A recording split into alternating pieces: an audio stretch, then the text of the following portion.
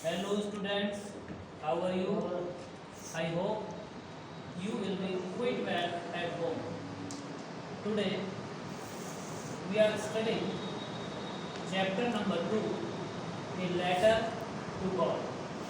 आज हम जिस चैप्टर को पढ़ने जा रहे हैं उस चैप्टर का नाम है कि लेटर टू गॉड, यानी ईश्वर के नाम एक पत्र। ये कहानी एक ऐसे किसान की है जो बेहद ही गरीब है, और गरीब होने के साथ साथ उसका जो घर है वो एक ऐसी पहाड़ी पर है जहाँ पर दूर दूर तक और कोई दूसरा घर नहीं।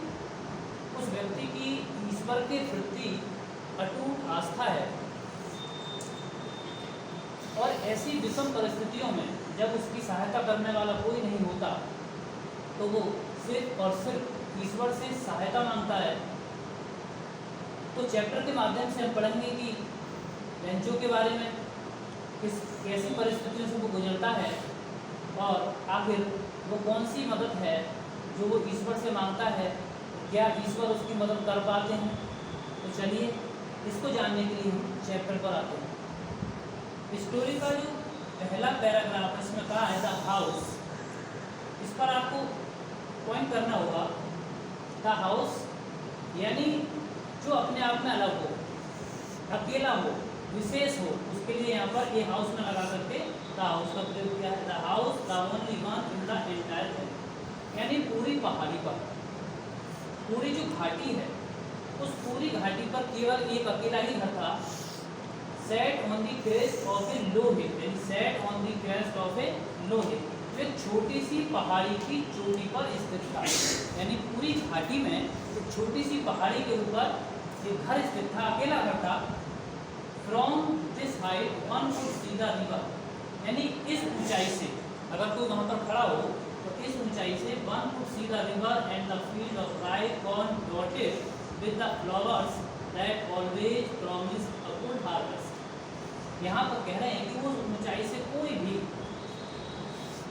नदी को देख सकता था, नदी उस घाटी में बह रही थी, उस नदी को देख सकता था। And the field of rye corn dotted, यानी जहाँ तहाँ, डॉटेड का मतलब जैसे कि छोटे छोटे बिंदु होते हैं ना, तो जहाँ तहाँ लहराते हुए पके खेतों को देख सकता था विद फ्लावर्स, फूलों से लगे हुए, that always promise a good harvest, वे एक अच्छी, एक उत्तम फसल का प्रतीक थी। The only thing the earth needed was a downpour। अब क्या चीज़ की आवश्यकता थी? धरती को, यानी उस भूमि को, जो फसल थी, केवल एक ही चीज़ की आवश्यकता थी और वो थी वर्षा, डाउनपोर। वर्षा हो जाती तो बहुत ही अच्छा होता, और एटलीस्ट अ शोर, यदि वर्षा न हो तो कम से कम बूंदाबांदी, हल्की सी बौछारें ही पड़ जाती। Through out the morning Lencho, who knew his fields intimately, had done nothing else but seen the sky towards the northeast। यहाँ पर सुबह से ही Lencho who knew this field intimately, यानी जिसका अपने खेतों के प्रति पूरा लगाव था, रिश्ता थी, had done nothing, उसने कुछ नहीं किया, बल्कि क्या किया?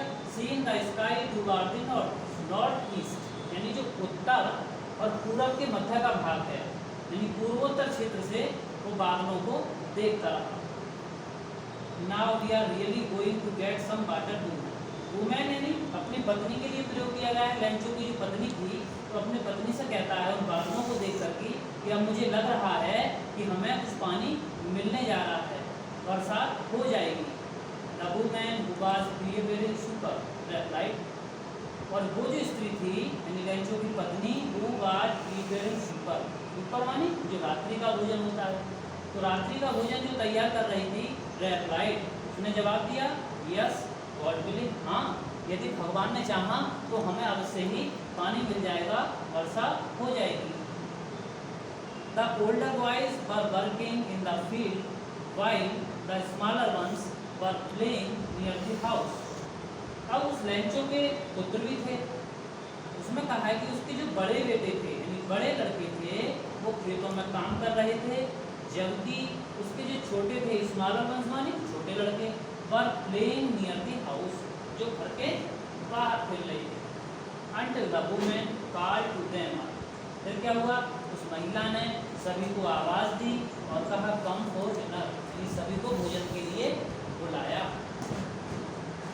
It was during the meal that just as Lencho had predicted, यानी भोजन करने का समय था, यानी जब वो भोजन कर रहे थे, just as Lencho had predicted, predicted का मतलब होता है भविष्यवाणी, लेकिन उसको एक उम्मीद जगी, उसको आभास हुआ। Big drop of rain began to fall, यानी कि big drop of rain, वर्षा की बड़ी बड़ी बूंदें began to fall, गिरने लगी। In the northeast huge mountains of clouds could be seen approaching, यानी उस पूर्वोत्तर दिशा से विशालकाय यानी पहाड़ों जैसे बादल could be seen, उनको देखा जा सकता था, approaching पहुँचते हुए। The air was fresh and sweet, हवा जो थी वो बहुत ही ताज़ा थी और मधुर हवा बह रही थी, यानी स्वच्छ हवा बह रही थी, मौसम बहुत सुहावना हो गया। तो बच्चों कहानी में हम आगे बढ़ते हैं। जब वर्षा हो रही थी, the man went out for no other reason, इसमें कहा है for no other reason, यानी बिना वजह ही, कोई काम नहीं था, वो बिना वजह ही वो व्यक्ति यानी वो Lencho then to have the pleasure of feeling the rain on his body, यानी अपने शरीर पर उन वर्षा की बूंदों का आनंद लेने के लिए बाहर आया। and when he returned, और जब वो लौट कर गया, he exclaimed, तो उसने बताया, These are not raindrops falling from the sky, ये आकाश से गिरती हुई वर्षा की बूंदें नहीं हैं, they are new coins, ये तो नए सिक्के हैं। अब वहाँ पर तुलना कर रहा है वो वर्षा की बूंदों की, वर्षा की बूंदों की तुलना कॉइन से कर रहा है। कहा कि the big drops are 10 cent pieces, जो सेंट होता है छोटा सिक्का, तो जो बड़ी बूंदें हैं वो 10 सेंट पीसेस के बराबर है। And the little ones are 5, और जो छोटी बूंदें हैं वो 5 यानी 5 के बराबर है। विद अ सेटिस्फाइड एक्सप्रेशन, और इस संतोषप्रद विचार के साथ जो उसके भाव थे, ही regarded the field of rice corn with its flowers. अब उसे क्या ध्यान आया, ख्याल आया, उसे ध्यान आया, उसकी जो पकी हुई फसल थी, field of rice corn with its flowers, जिस पर फूल लगे हुए थे, draped in the curtain of rain, जिस पर एक वर्षा की चादर ढक गई थी। But suddenly a strong wind began to blow, लेकिन अचानक क्या हुआ, अचानक बहुत तेज हवा बहने लगी। एंड अलोंग विद, और इस हवा के साथ साथ the rain very large hello stone, यानी वर्षा के साथ साथ बहुत बड़े बड़े ओले गिरने लगे। बिगेन टू फॉल यानी गिरना शुरू हो गए। These truly did resemble, resemble का मतलब होता है मिलते जुलते, दिखाई देना, यानी बिल्कुल न्यू सिल्वर कॉइन्स, वो चांदी के सिक्कों की भांति दिखाई देते थे। The boys exposing themselves to the rain, और वो लड़के वर्षा में दौड़कर आए। Rain out to collect the frozen pearls, frozen यानी जमे हुए पल्स मोती होते हैं, अर्थात वो जमे हुए मोती का मतलब ओलों को। तो वो जो लड़के थे वो दौड़ करके उन ओलों को इकट्ठा करने के लिए आए। जब ओले नहीं रुके तो लेंचो थोड़ा यहाँ पर भयभीत होता है और कहता है, it is really getting bad now, exclaimed the man, उस व्यक्ति ने कहा या उस व्यक्ति ने बताया कि अब तो वास्तव में बहुत बुरा होने जा रहा है। आई होप, लेकिन फिर भी मुझे उम्मीद है, इट पासिस क्विकली, हो सकता है ये जल्दी शांत हो जाए, गुजर जाए, लेकिन ऐसा नहीं हुआ। It did not pass quickly, ये बहुत जल्दी नहीं रुका, गुजरा नहीं। फॉर एन आवर, लगभग 1 घंटे तक, the hail rained on the house, the garden, the hill side, the cornfield, on the whole valley, यानी कि लगभग 1 घंटों तक घर पर, बगीचे में, पहाड़ियों पर, फसलों पर, यानी कि पूरी घाटी में वो ओले पड़ते रहे। द फील्ड वाज वाइट, यानी खेत इतना सफ़ेद हो गया था, एज इफ की मानो कवर्ड विद सॉल्ट, कि किसी ने नमक बिछा दी हो, इतना सफ़ेद हो गया था नमक की तरह। और इस फसल का क्या प्रभाव पड़ा, ये क्वेश्चन बच्चों यहाँ पर बनता है कि उस पर क्या प्रभाव पड़ा था। तो not a leaf remained on the tree, यानी पेड़ों पर एक भी पत्ती शेष नहीं बची। The corn was totally destroyed, फसल पूरी तरीके से बर्बाद हो गई थी। The flowers were gone from the plants, पौधों से फूल झड़ चुके थे। Lencho Saul was filled with sadness, तो ये सब कुछ देख करके लेंचो का जो मन था, लेंचो की आत्मा बहुत दुखी हुई, मन दुखी हुआ। When the storm had passed, और जब वो तूफान गुजर गया, he stood in the middle of the field, तो वो खेत के बीच में खड़ा हो गया, and said to his sons, और अपने पुत्रों से कहा। तो लेंचो ने अपने पुत्रों से कहा, ए प्लेग ऑफ लॉकस्ट, लॉकस्ट माने होता है टिड्डियों का, ये जो टिड्डी होती है लॉकस्ट, तो जो टिड्डियों का दल होता है, would have left more than this, कि इतना नुकसान तो टिड्डियों के दल ने भी नहीं किया होता। The hail has left nothing, ओलों ने कुछ भी नहीं छोड़ा। This year we will have no corn, और इस वर्ष हमें फसल नहीं मिलेगी, कोई अनाज नहीं मिलेगा। That night was a sorrowful one, यानी वो रात बहुत ही दुख की रात थी। All our work for nothing, यानी हमारी जो मेहनत थी वो बेकार चली गई। देयर इज नो वन, यहाँ पर ऐसा कोई भी नहीं है, हु कैन हेल्प अस, जो हमारी सहायता कर सकता है, यानी वहाँ पर सहायता करने वाला कोई भी नहीं था। We shall all go hungry this year, यानी हम सबको इस साल भूखा रहना होगा। But in the hearts of all, लेकिन सभी के हृदय में, who live in that solitary house, यानी सोलिटरी का मतलब उस अकेले, जो अकेले घर में रहते थे सभी लोग, उनके मनों में, in the middle of the valley, यानी उस घाटी के बीच में जो लोग रहते थे उस अकेले घर में, उनके हृदय में एक उम्मीद थी, एक आशा थी, यानी there was a single hope, एक ही आशा थी, हेल्प फ्रॉम गॉड, यानी ईश्वर से सहायता। कहते हैं कि जिसका कोई नहीं होता उसका ईश्वर होता है, तो यही बात इन्होंने सोची कि अब हमारी तो ईश्वर ही सहायता करेगा। तो ये सोचकर कहता है कि डोंट बी सो अपसेट, इतने दुखी मत होइए, इवन दो, भले ही this seems like a total loss, भले ही इतना नुकसान हो गया है, या नुकसान हुआ प्रतीत होता है, रिमेंबर, लेकिन ध्यान रखो, no one dies of hunger, भूख से कोई भी नहीं मरता है। दैट इज व्हाट दे से, और फिर सभी ने उसी के बात को दोहराया और कहा, no one dies of hunger, हाँ भूख से कोई नहीं मरता।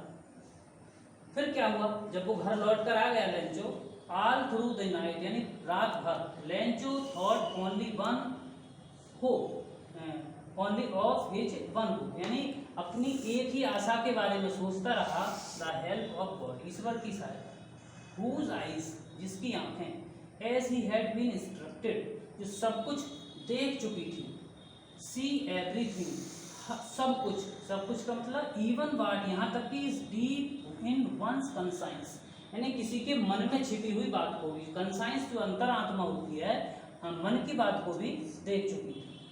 आगे क्या कहता है ये समझते हैं।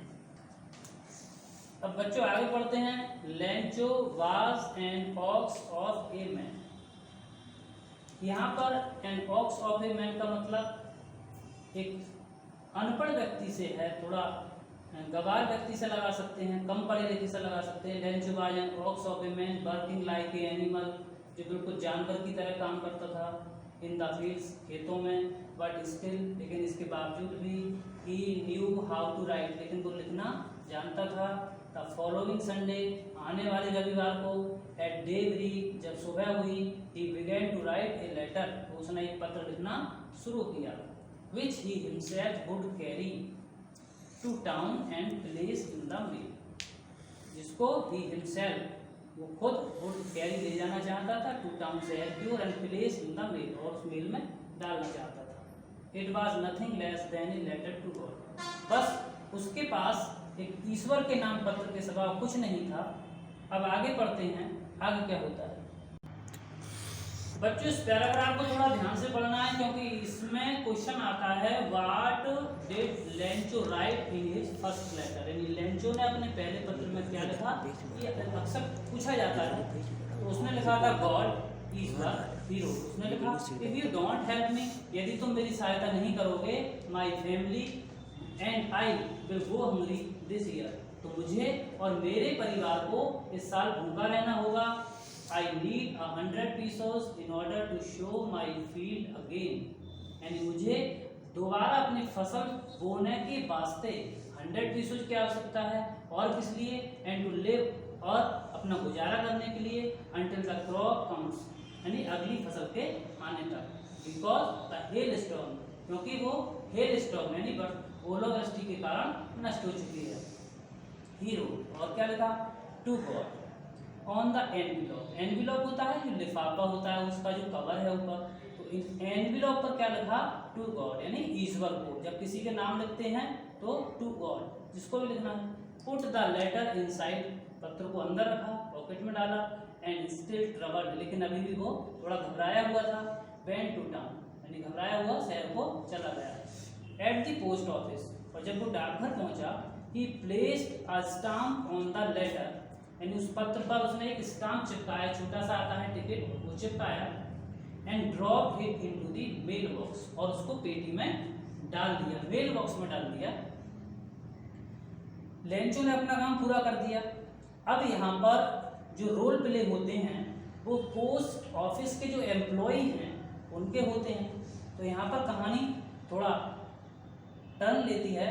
वन ऑफ द एम्प्लॉयज, वहाँ उन कर्मचारियों में से एक, हु वाज अ पोस्टमैन, जो एक डाकिया था, and also help at the post office, और जो डाकघर के कार्यों में मदद करता था, हाथ बटाता था, went to his boss laughing, boss मालिक को कहते हैं, तो अपने मालिक के पास हंसता हुआ गया, and showed him the letter to God, और भगवान के नाम, ईश्वर के नाम लिखा हुआ पत्र उसे दिखाया। नेवर इन हिज कैरियर, क्योंकि उसने अपनी इस कार्यकाल में एज ए पोस्टमैन, एक डाकिये के, had he known that address, इस नाम का कोई भी पत्र नहीं देखा था। द पोस्ट मास्टर, और जो डाकपाल था, ए फैट, कैसा था वो, पोस्ट मास्टर के बारे में अगर पूछा जाए तो ए फैट, मोटा, एमिएबल का मतलब होता है थोड़ा मेल जोल वाला व्यक्ति, जो थोड़ा खुश मिजाज हो, बहुत ही प्रसन्नचित व्यक्ति था। ऑल्सो ब्रोक आउट लाफिंग, वो भी हंस पड़ा, बट ऑलमोस्ट इमीडिएटली, किंतु लगभग थोड़ी देर बाद ही टर्न सीरियस, वो थोड़ा गंभीर हो गया, and tapping the letter, tapping का मतलब उसे रखते हुए, ऑन हिज डेस्क, डेस्क पर रखते हुए, कमेंटेड, उसने कमेंट किया, उस पर अपनी प्रतिक्रिया दी, क्या कहा, व्हाट फेथ, क्या विश्वास है, I had the faith of the man who wrote this letter, कि काश मेरे भी उस व्यक्ति की तरह इतनी आस्था होती जिसने ये पत्र लिखा है, starting a correspondence with God, जिसने भगवान के नाम पत्राचार शुरू किया है, काश मेरी भी उतनी ही आस्था होती। अब उसे लगा कि जिसने ये पत्र लिखा है ईश्वर को, तो उसकी आस्था बनी रहे, तो उसकी आस्था को बनाए रखने के लिए, विश्वास को बनाए रखने के लिए उस पोस्ट मास्टर ने क्या किया, पढ़ते हैं हम छठे पैराग्राफ में, कहते हैं so in order to shape the writer's faith in God, यानी लेखक की ईश्वर में आस्था बनाए रखने के लिए, यानी उसकी आस्था डगमगाई ना, उसने क्या किया, the post master came up with an idea, उस डाकपाल को एक विचार आया, उसने एक युक्ति निकाली, आंसर द लेटर, कि क्यों ना पत्र का जवाब दिया जाए। But when he opened it, लेकिन जैसे ही उसने ऐसे खोला, इट वाज एविडेंट दैट, लेकिन इसमें जो कुछ और ही था, to answer in the sorry students, technical problem थी, इसको हम सेंटेंस को दोबारा पढ़ लेते हैं। तो जैसे ही उसने वो पत्र खोला था, तो उसमें कुछ यानी और ही मांगा था, तो उसमें लिखा था इट वाज एविडेंट दैट, यानी स्पष्ट लिखा था that to answer it he needed something more than goodwill, ink and paper, यानी केवल इंक और पेपर या किसी भलाई के अलावा कुछ और भी चीज की आवश्यकता थी। But he stuck to his resolution, लेकिन उसने इसका भी समाधान निकाल लिया, he asked for money from his employees, उसने अपने एम्प्लॉय से, अपने कर्मचारियों से कुछ पैसे मांगे। He himself gave part of his salary, और उसने अपनी सैलरी में से भी एक हिस्सा उसमें डाला। And several friends of his were obliged to give something, यानी उसके बहुत से ऐसे मित्र भी थे जिन्होंने for an act of charity, इस भलाई के काम के लिए कुछ पैसे उसे दिए। तो इस प्रकार उसने वो पैसे इकट्ठा करके लेंचो को भेजे। किंतु it was impossible for him to gather together the 100 pieces. उस पोस्टमास्टर के लिए एक बार में 100 पीसेस इकट्ठा करना असंभव था, कठिन था। So he was able to send the farmer only a little more than half. इसलिए वो आधे से कुछ ज़्यादा ही उस किसान को भेज पाया था। He put the money in the envelope, उसने उन पैसों को लिफाफे में रखा। एड्रेस टू लेंचो, लेंचो का पता लिखा। And with them a letter containing only a single word, और उस पत्र पर एक सिंगल वर्ड यानी एक अक्षर में उसने सिग्नेचर कर दिए। ऐसे सिग्नेचर यानी प्रतीकात्मक, और लिख दिया उस पर गॉड। इस प्रकार हम सिग्नेचर करते हैं कि ईश्वर ने इसे भेजा है, तो ईश्वर के सिग्नेचर करके उसने भेज दिया।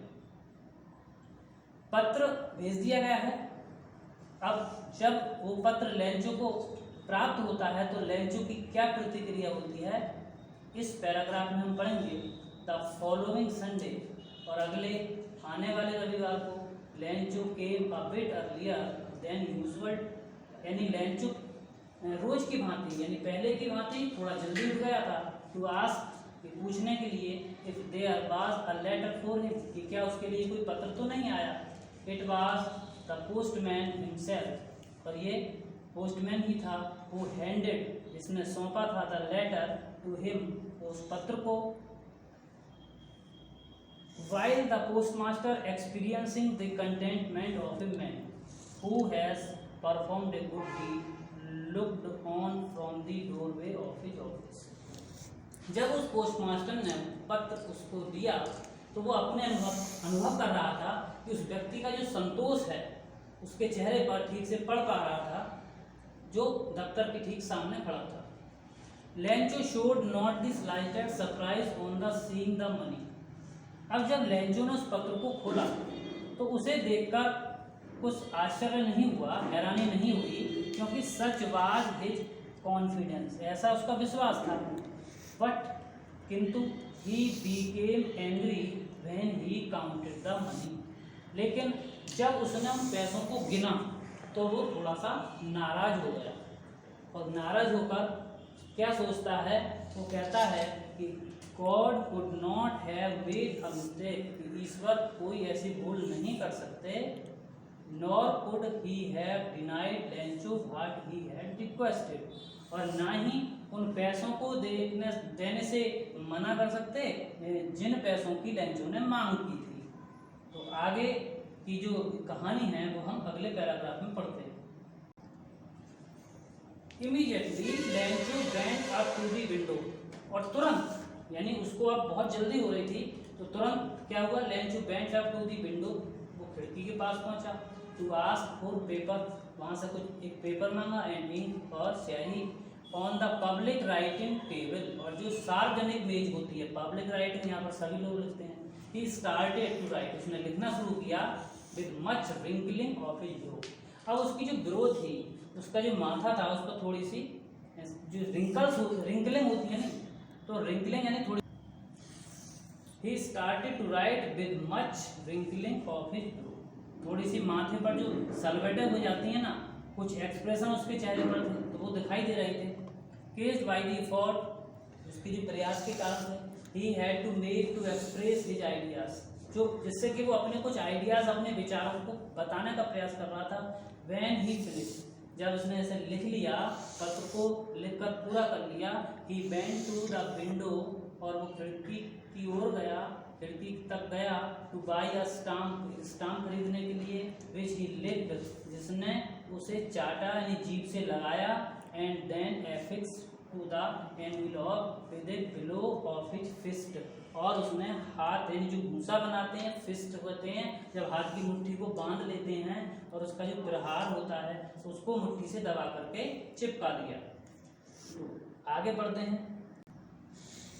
तो बच्चों कहानी की एंड की ओर चलते हैं। अब जैसे ही लेंचो ने वो पत्र लिखा तो उसी पर क्या हुआ, उसी क्षण the moment that the letter fell into the mail box, यानी जैसे ही वो मेल बॉक्स में, पेटी में उस पत्र को डाला, the post master went to open it, तो पोस्ट मास्टर चूंकि वहाँ था उस समय देख रहा था, तो तुरंत पोस्ट मास्टर यानी वो गया और उसे खोला। तो क्या लिखा था इसमें, एक सेट पत्र में लिखा था। ये भी क्वेश्चन आता है कि सेकंड लेटर में क्या लिखा हुआ था, तो इसका आंसर हमें यहाँ से मिलेगा। उसमें लिखा था God Ishwar of the money, यानी वो पैसा दैट आई आस्क फॉर, जो मैंने तुमसे मांगा था, इसकी मांग की गई थी। ओनली 70 पीसोज रीच मी, मुझ तक तो केवल 70 पीसेस यानी कि 70 पीसेस पहुंचे हैं। सेंड मी द रेस्ट, मुझे वो बचे हुए पैसे भिजवा दो। सिंस, चूँकि I need it very much, मुझे इसकी बहुत ही आवश्यकता है। बट डोंट सेंड इट, लेकिन यहाँ पर चेतावनी भी दी है, but don't send it to me through the mail, अब की बार मेल से मत भेजना, डाक से मत भेजना। बिकॉज, क्योंकि द पोस्ट ऑफिस एम्प्लॉइज, ये जो डाकघर के कर्मचारी हैं, are a bunch of crooks, bunch of crooks का मतलब ठगी या बेईमान, ये सब के सब ठगी हैं, बेईमान हैं, आपका लेंचो। और इसी के साथ ये कहानी समाप्त होती है। लेंचो की जो आस्था थी वो इसमें कहानी के माध्यम से दिखाई गई है, और किस तरीके से उन लोगों ने लेंचो की सहायता की ये भी दिखाया गया है। इस पाठ को ठीक से पढ़ना है, दोहराना है, इसी में से क्वेश्चन पूछे जाएंगे। Thank you very much.